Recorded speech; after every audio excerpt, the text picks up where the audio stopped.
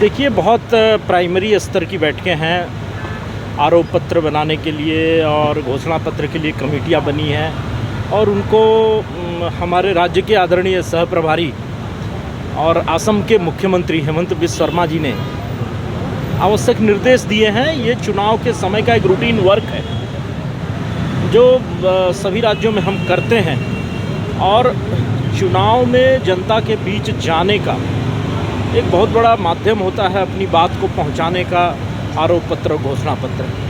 तो वर्तमान में जिस प्रकार का शासन इस प्रांत में रहा है, जिस तरीके से इस शासन ने जनता को निराश किया है, वो सारे विषय लेकर के भारतीय जनता पार्टी के कार्यकर्ता प्रभावी ढंग से जनता के बीच जाएं और इस सरकार का जो फेलियर रहा है, ये सरकार हर मोर्चे पे विफल रही है, वो सारा विषय जनता तक हम कैसे लेके जाएंगे, इसकी एक बहुत प्राइमरी बैठक हुई है और आज के बाद से फिर ये कमेटी काम करेगी और आने वाले दिनों में हम घोषणा पत्र लेके आपके साथ।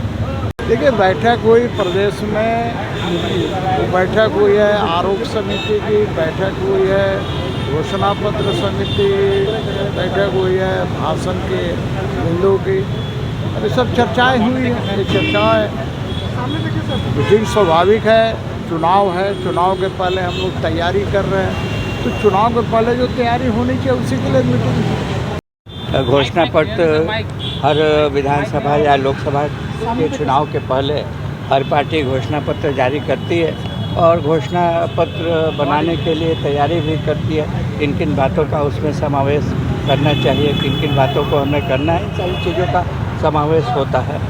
तो उन सारे बिंदुओं पर विस्तारपूर्वक चर्चा हुई। इसके अलावा आरोप पत्र पर चर्चा हुई। सरकार की विफलता किन किन बिंदुओं पर है, उन बिंदुओं पर भी चर्चा हुई। उसके बाद से किसको भाषण के क्रम में क्या बोलना है, टॉकिंग पॉइंट्स पर भी चर्चा हुई। इन्हीं 3 बिंदुओं पर विस्तारपूर्वक चर्चा हुई।